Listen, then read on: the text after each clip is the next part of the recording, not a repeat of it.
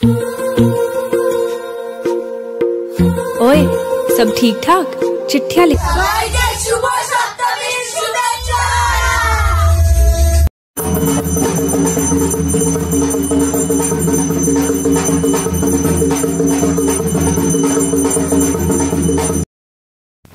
Hello friends, সবাইকে শুভ সপ্তমী শুভেচ্ছা জানিয়ে আজকে ব্লগটা স্টার্ট করছি।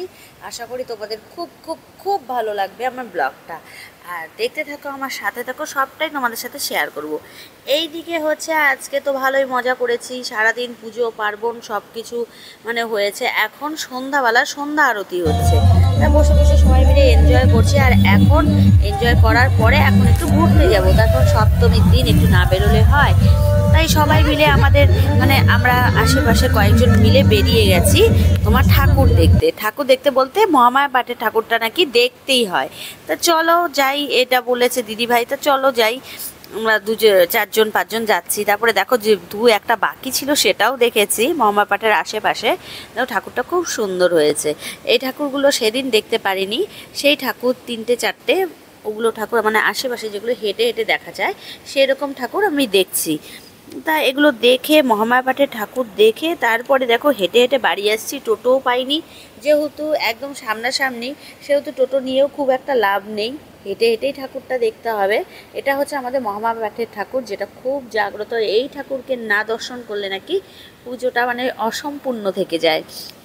যাই হোক, প্রত্যেকবারই দর্শন করি মায়ের, তা আজকেও দর্শন করলাম। এত সুন্দর হয়েছে না মায়ের মূর্তিটা, না দেখলে বুঝতে পারবে না, মানে তাকিয়ে দেখলে না শুধু তাকিয়ে থাকতে ইচ্ছে করে। বাড়ির সামনে চলেই এসেছি, তাই একটু দাঁড়িয়ে দাঁড়িয়ে দেখছিলাম।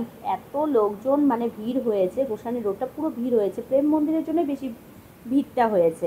তারপরে 12টা বেজে গেছে, এখন তো আমাদের বাড়িতে চলে যেতে হবে, কারণ পরের দিন সকালবেলা আবার অষ্টমী আছে না, অষ্টমীর জন্য রেডি হতে হবে। সকাল সকাল ঘুম থেকে উঠে গেছি, মানে সকাল বলতে ভোরবেলা উঠে গেছি। আর এই তো তোমাদেরকে সবাইকে গুড মর্নিং বলছি। আর আজকে অষ্টমীর দিনটা যেন সবার শুভ যাক, সেটাই আশা করছি। তা চলো, এই দেখো পদ্ম ফুল দেখতে পাচ্ছ, এখন এই পদ্ম ফুলগুলোকে ফোটাতে হবে। ঠাকুর মশাই চলে এসেছে, এখন বাজে ভোর 4টে, মানে বসে গেছে পুজোতে বসে গেছে। আর এদিকে দিদাও চলে এসেছে ভোগ রান্না করার জন্য। আর এইদিকে দেখো একদম মামি পুরো খেতে আছে, যার জন্য এখন ওনার কাছে অনেক ঝাড় খেতে হবে, সেগুলো তোমাদের সাথে একটু শেয়ার করে নিই। পুরো একদম ওনার মাথা গরম আছে, ভোরবেলা এসেছে না, মাথাটা পুরো গরম আছে। যা কইতেছে সব উঠতেছে।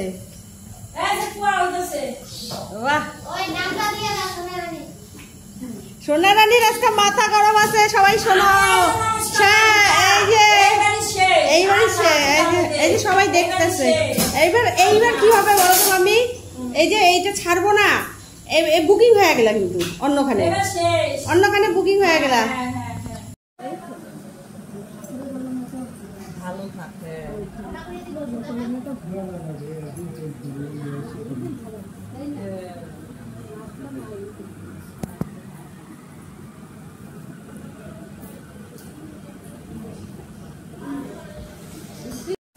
আমি একদম রেডি হয়ে নিয়েছি, গোপী ড্রেস পরেছি। তাও তোমাদের দূর থেকে দেখাচ্ছি কেমন লাগছে, ঠিক আছে? দেখাতেও পাচ্ছি।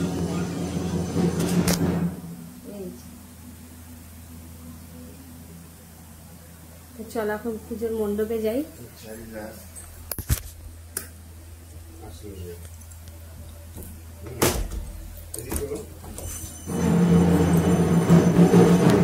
বলো।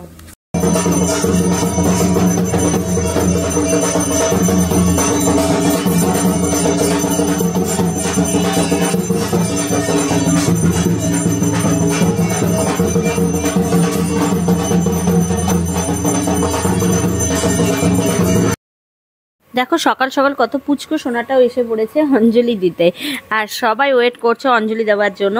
পুরোহিত মশাইয়ের আরেকটু পুজো বাকি আছে, ওটা হলে পরে পুজো শুরু হয়ে যাবে। আর আজকে আমরা স্পেশাল কিন্তু পরেছি, সবাই একই ড্রেস পরেছি। বলো তো কি? গেস করো তাড়াতাড়ি কি পরেছি। দেখো সবাই গোপী ড্রেস পরেছি, আর বেশ মানে আজকে না বেশ ভালো লাগছিল, সবাই গোপী ড্রেস পরেছি, বেশ আনন্দও হচ্ছিল। তা চলো আগে এখন সবাই মিলে অঞ্জলিটা দেওয়া যাক।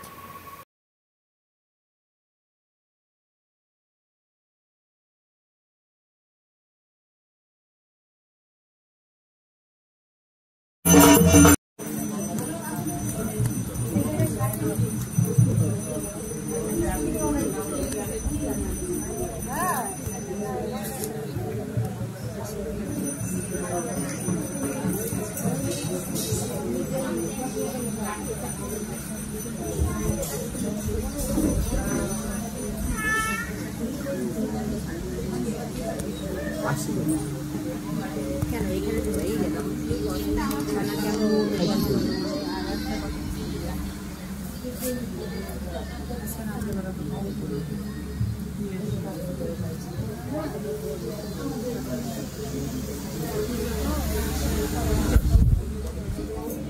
অনেকদিন পরে দেখলাম তোমার ছেলেকে বড় হয়ে গেছে।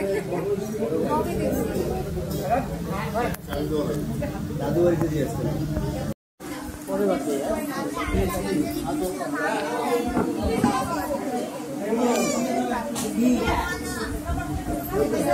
তো অঞ্জলি দেওয়া যাবে না, যার জন্য কয়েকবার দিতে হবে, কয়েকবার করে দিতে হবে। তা ওরা দিয়ে নিক, তারপরে তো আমরা বাড়ির লোক আস্তে আস্তে দিতে পারবো। আর এই দিকে না জানো তো, যখন এই পুজোর সময় সবাই আসে না, বাড়ি ভর্তি লোকজন থাকে, তখন খুব বেশ ভালো লাগে, সবাই মিলে আনন্দ করতে খুব ভালো লাগে। আর এত দিনের মানে যে একটা ধকল বাড়ির কাজের যে এগুলো না সব মিটে যায় সবাইকে দেখে, আর ঠাকুরকে দেখে বিশেষ করে। আর দেখো মানে পুজোও চলে আসে আর শেষও হয়ে যায়, দেখতে দেখতে দিনগুলো কিভাবে কেটে যায় বুঝতেই পারি না। আর এই দিকে এখন হচ্ছে আমাদের অঞ্জলি দেওয়া কমপ্লিট, এখন হচ্ছে সন্ধি পুজোর জোগাড় চলছে।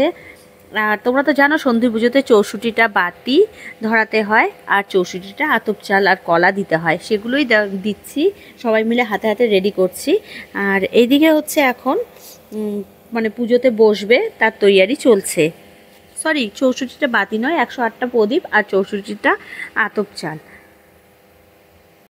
আমার ভাগনা বউ আর দিদি ভাই আছে, জোগাড় করছে ওরা বেশিটা। আর এই দিকে হচ্ছে আমাদের এখন সন্ধি পুজো মানে বসে পড়বে, তার আগে আমাদের কালী ঠাকুরের এখানে ভোগ দিতে হয়। আর এটা বড়মাদের বাড়িতে ঠাকুরমশাই চলে এসেছে ভোগ দেওয়ার জন্য, এখানে ভোগ দিয়ে তারপরে গিয়ে সন্ধি পুজো স্টার্ট করে দিবে। আর আমরা এদিকে মোটামুটি সব কিছু রেডি করে ফেলেছি।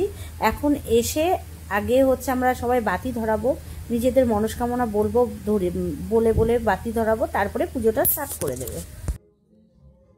আরেক যা আমার বসে বসে ঘুমোচ্ছিল, তারই একটু ভিডিও তুলছিলাম, দেখো না পুরো ঘুমোচ্ছে, হাসিও পাচ্ছে। আর এইদিকে দেখো পুজো শুরু হয়ে গেছে, আমাদের প্রদীপ জ্বালানো কমপ্লিট হয়ে গেছে। আমরা এক এক করে সবাই বাড়িতে যতজন থাকে সবাই প্রদীপ জ্বালায় আর তাদের মনস্কামনা বলে। আর এইদিকে হচ্ছে পুরোহিত মশাই শুরু করে দিয়েছে পুজো। তো চলো দেখা যাক পুজোটা।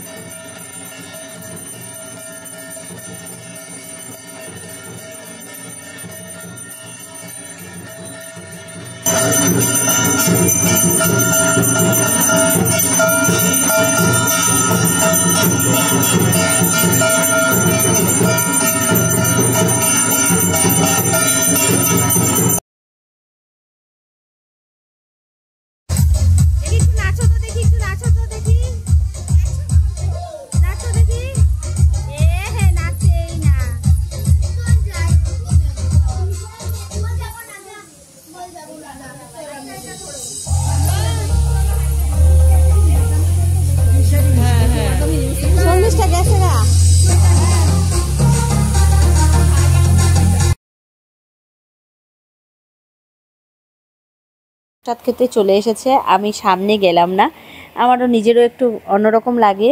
আর দূরের থেকেই তোমাদের সাথে একটু শেয়ার করলাম। এখানে সবাই প্রসাদ খাচ্ছে, আর এখন এখানেও চলে এসেছি সামনে, মন্দিরের সামনে, সবাই মিলে এসে গল্প করছি, ডান্স করছি, সব কিছু করছি, সবটাই শেয়ার করবো, একটু ওয়েট করো। নাচানাচিও আছে, সবই আছে।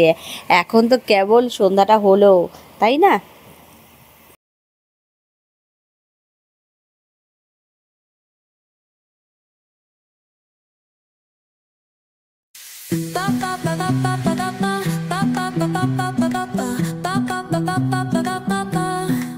Soy arena, oh so bright. Baila conmigo toda la night. El ritmo suena, can you feel? Move your body, it's so real. Vuélvete loco, don't stop now. Sigue el ritmo, I'll show you how. Fuego en el aire, burning high. Feel the heat bajo el sky. Baila, sin parar. Shake your body, shine like star. Baila, আমরা চলে এসেছি গোসানি রোডে, এখন বাজে রাত্রি 2টো। প্রতি বছরের ন্যায় এবছরও আমরা মানে কিছু খিচুড়ি নিয়ে চলে এসেছি গোসানি রোডে। আর দেখো এত মানুষের প্রসাদ খাওয়ার ইচ্ছে, সত্যি না আসলে বোঝা যায় না। আর দিতেও না এত ভালো লাগে, মানে কারোর মধ্যে কোনো অহংকার নেই, প্রসাদ দেখে সবাই প্রসাদ নিচ্ছে, খুব ভালো লাগে।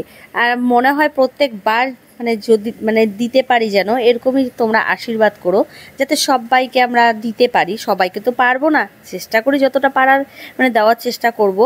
আর এইদিকে না মানে দিতে দিতে না প্রসাদ সত্যি আনতে আনতে শেষ হয়ে যায়, এতটা ভিড় ছিল। মানে গোসানি রোড তো এমনিতেও ভিড় থাকে, আর তার মধ্যে মানে যখন প্রসাদ দিতে এসেছি সেই ভিড় ছিল। আর সবাই খুব সুন্দরভাবে প্রসাদটা খেয়েও মানে শান্তি পেয়েছে, আর দিয়েও আমরা ভালো পেয়েছি। তো আজকের মতো আমার ব্লগটাকে এখানেই শেষ করি। তোমরা ভালো থেকো। আজকে অষ্টমীর রাত তো আমার শেষ, এরপরে নবমীর রাত হয়তো আমরা রাত্রিবেলা ঘুমোতেই পারবো না, তার কারণ নবমীর দিন একদম ভোর 4টের থেকে শুরু হয়ে যাবে ভোগ বসানো। 4টে নয় 3টের সময় বসে যাবে। এখন তো 2টো পার হয়েই গেল তোমাদের সাথে কথা বলতে বলতে, হয়তো 4টার সময় 4টারও আগে বসিয়ে দিবে ভোগটা, যার জন্য আমি সারা রাতি আর ঘুমোবো না। এইভাবেই কাটবে দিন রাত্রিটা আর কি। তারপরে নবমীর দিন, তারপরে তোমাদের সাথে আবার এরপরে